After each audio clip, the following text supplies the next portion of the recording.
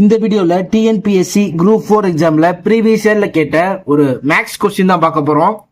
இதை நம்ம சிம்பிளிஃபிகேஷன் பண்ணணும். ஓகேவா? இங்க பாருங்க, பவர்ல 0 இருக்கு. ஸோ எனிதிங் பவர் 0 1 வரும். ஓகேவா? ஸோ இதுக்கு ஃபுல்லா நம்ம என்ன போட்டுடலாம்? 1ன்னு போட்டுடலாம். ஓகேவா? இன்ட் 4 பவர் -1 இருக்கு. அப்ப அதை 1/4 அப்படின்னு எழுதிக்கலாம். பிளஸ் 4 பவர் -2 அப்படின்னு இருக்கு. அப்ப 1/4 ஸ்கொயர் அப்படின்னு எழுதணும். 4 பவர் -3 இருக்கு. அப்ப பிளஸ் 1/4 பவர்ல. ஸோ 1 போட்டால் 1 தான், போடாட்டியும் 1 தான். ஸோ இந்த 1 நான் போடல. 1/4 plus 4 square 16 plus 1/4 cube 64.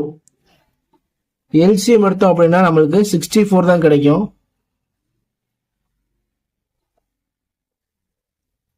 (64) 1 plus 16 into 4 64, 4 into 16 64. So இதை ஃபுல்லாக ஆட் பண்ணோம் அப்படின்னா 21/64. ஸோ இந்த சம்முக்கு ஆன்சர் பார்த்தீங்க அப்படின்னா 21/64. Thank you for watching.